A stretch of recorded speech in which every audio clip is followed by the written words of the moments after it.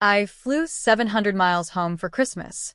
700 miles of cramped middle seats, overpriced airport wine, and that specific kind of exhaustion that comes from traveling during the holidays when you're already running on fumes. But I did it anyway. Because my mother called crying. Because she said Marcus missed me. Because she said, "It's Christmas, Jasmine. Family matters." I arrived at the house in East Atlanta with a suitcase full of wrapped gifts, my favorite peach cobbler from a bakery in Chicago, and something I hadn't felt in years. Hope. Hope that maybe this time would be different. That maybe we'd actually feel like family. My mother opened the door with a smile that should have warned me. Too bright. Too rehearsed. Perfect timing, she said, pulling me into a hug that felt more like a transaction than affection. Kenneth and I leave for Jamaica at 6 a.m. And you're okay watching Marcus for the week, right? We already paid for the trip. I stood there, suitcase still in hand, cobbler growing heavy in my arms, as the words sank in. I wasn't asked. I was assigned. And that's when I realized I didn't come home to visit. I came home to be used. The house smelled like cinnamon rolls and lies. I should have known better. I should have seen it coming the moment my mother started calling more frequently 3 weeks ago, her voice dripping with that particular blend of sweetness and guilt she'd perfected over the years. "You never come home anymore, Jasmine. Marcus asks about you all the time. He's 6 now, he barely knows his big sister." Never mind that I'd flown home twice last year for emergencies that turned out to be her anniversary dinner and Kenneth's birthday party. Never mind that I sent money every month for Marcus's needs, school supplies, winter clothes, soccer fees, while my own student loans sat unpaid. But this time felt different. She cried on the phone. Real tears, or at least convincing ones. She said she missed me. She said Christmas wasn't Christmas without me. And like an idiot, I believed her. So I booked the flight I couldn't afford, requested time off from work I didn't have, and packed my bag with gifts I'd spent weeks choosing: a Lego set for Marcus, a cashmere scarf for Mom, a bottle of bourbon for Kenneth.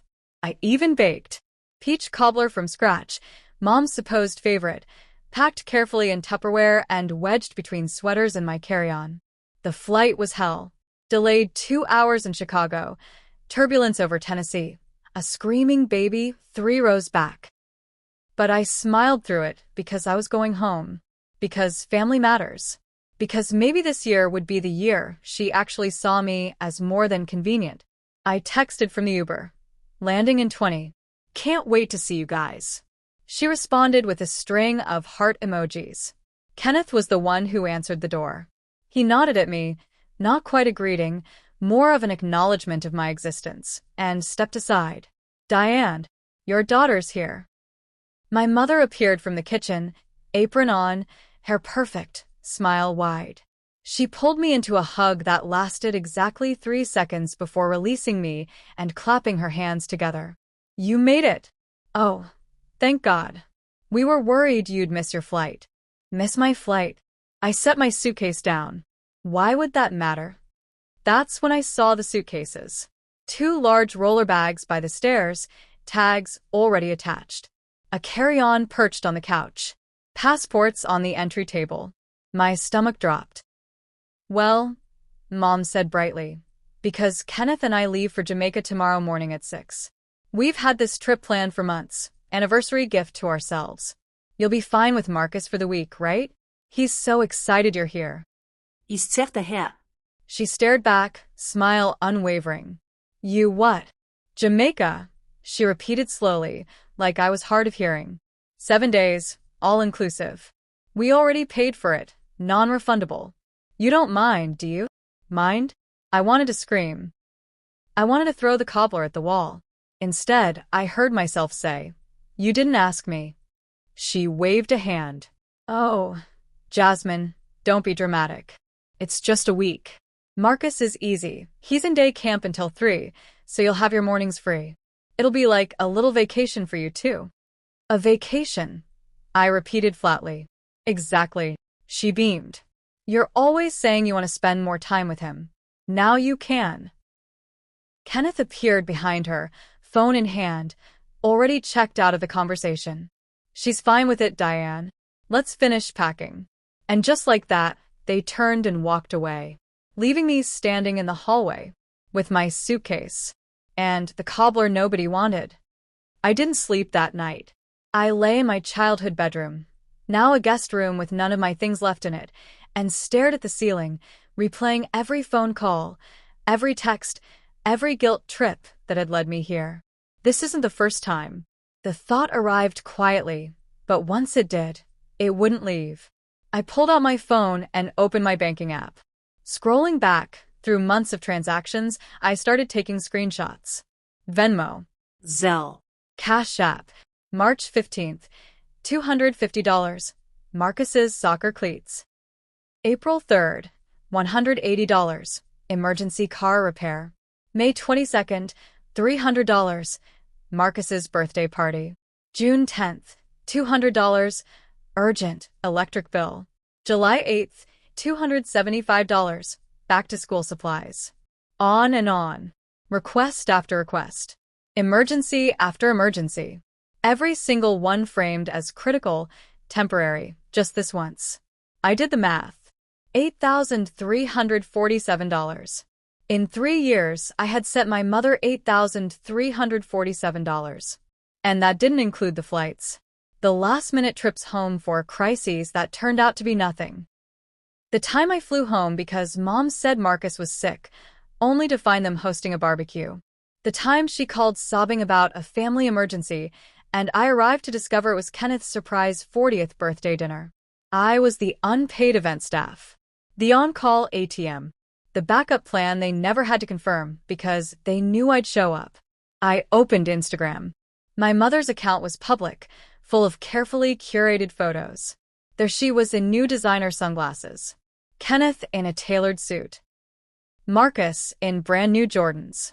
I zoomed in on one photo from August. Mom at brunch, caption reading, treating myself, I deserve it. That was 2 days after she'd Venmo'd me asking for $200 for Marcus's school uniforms. I felt something crack open inside my chest. Not anger yet. Something colder. Clarity. I wasn't family. I was infrastructure. The foundation they built their life on and never looked down to thank. I found my mother in the kitchen the next morning, packing snacks for their flight. She looked up when I entered, smiled that rehearsed smile. Morning, baby. Coffee's fresh. Marcus is still asleep. He'll be up around 8. There's a list on the fridge with his schedule. I'm not doing it. She blinked. Doing what? Babysitting. I'm not staying. Her smile faltered. Jasmine, don't start. We talked about this. No, I said evenly. You told me. You didn't ask. There's a difference. She set down the bag of pretzels, her expression shifting from confusion to irritation. It's 1 week. You're being dramatic. I flew 700 miles because you said you missed me. You guilt-tripped me into coming home, and the second I walk through the door, you hand me a childcare assignment like I'm the help. That's not fair. What's not fair, I interrupted, is that you didn't even consider asking me first. You just assumed I'd do it. Kenneth appeared in the doorway, arms crossed. We do a lot for you, Jasmine. This is what family does. We help each other. I turned to him slowly. What exactly have you done for me? He scoffed. We raised you. We gave you a home. I'm 28, I said quietly. I haven't lived here in 10 years. My mother stepped forward, voice softening into manipulation mode. Honey, we're not trying to upset you.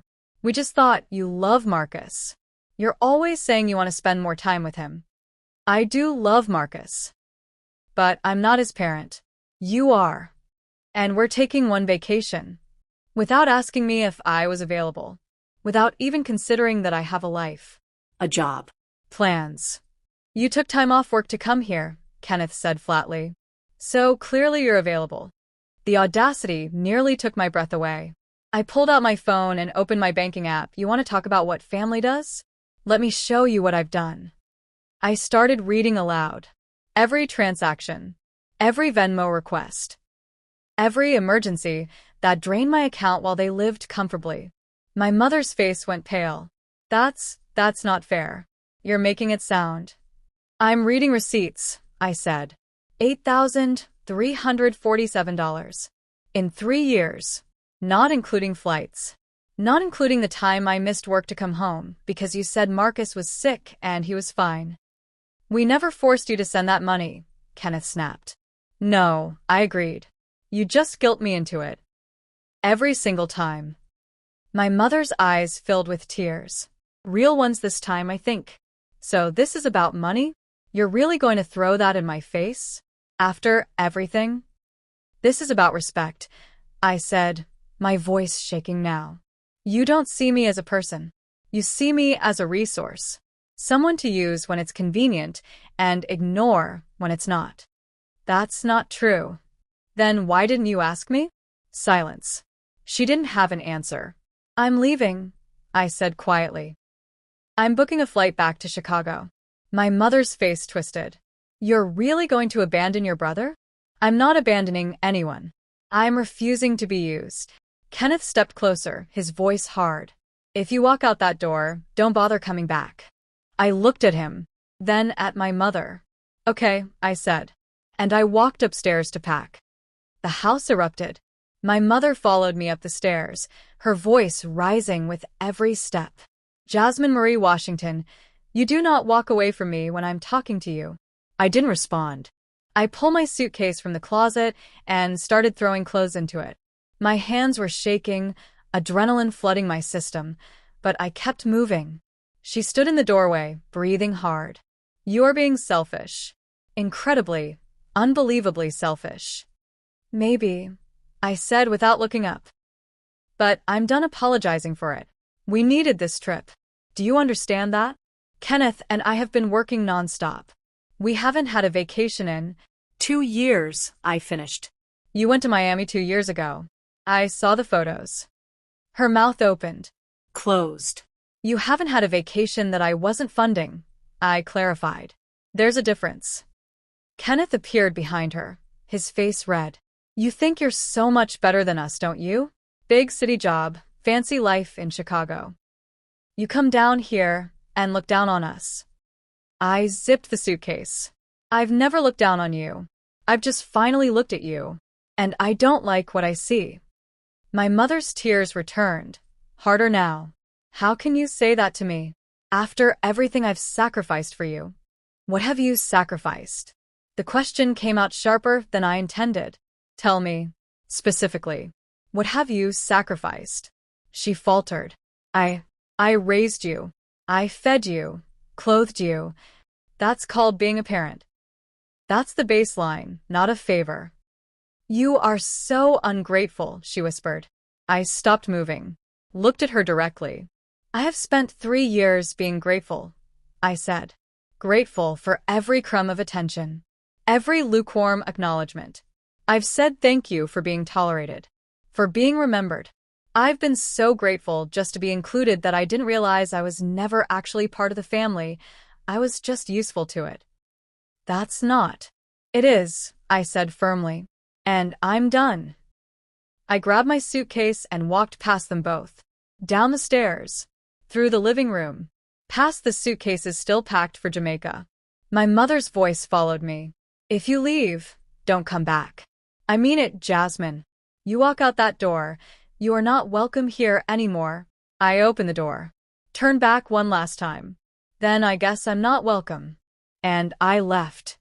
I was at Hartsfield-Jackson Airport, sitting at a gate with a lukewarm coffee, when my phone started blowing up. First, a text from my cousin Tanya. Girl, what is going on? Then my Aunt Cheryl. Call your mother.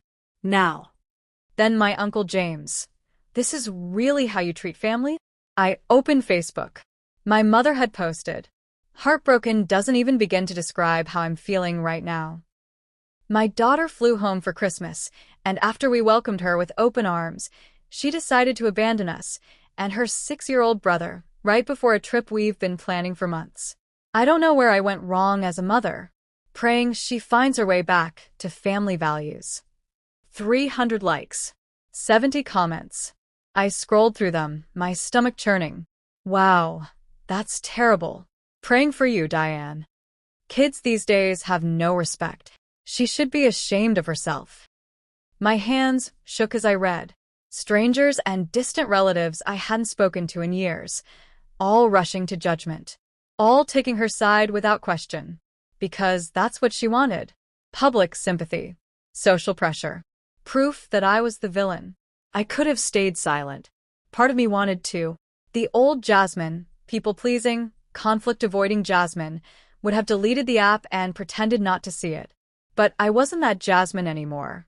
I commented, "I've supported this family financially and emotionally for years. $8,000 plus cent. Flights taken. Emergencies answered. I was never asked to babysit. I was told, after I'd already traveled 700 miles. Boundaries aren't abandonment. They're self-preservation. I love my brother, but I won't be used." I attached screenshots, Venmo receipts, text messages, and I hit post.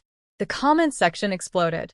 Some people doubled down on their judgment, but others, people I didn't expect, started responding differently. My cousin Keisha. Wait, Diane, is this true? A family friend. I didn't know Jasmine was sending money. This feels like there's more to the story. My mother's best friend, Miss Patricia. Diane, baby, maybe I'll need to talk privately. My mother didn't respond to my comment, but 20 minutes later, the post was deleted. My phone rang. It was her. I didn't answer. I boarded my flight. The first week back in Chicago, I didn't hear from anyone. No calls. No texts. No apologies. Just silence. I told myself it was fine, that I'd made my choice and I had to live with it. But the guilt was relentless. It crept in at night, whispering that maybe I'd overreacted. Maybe I should have just done it. 1 week.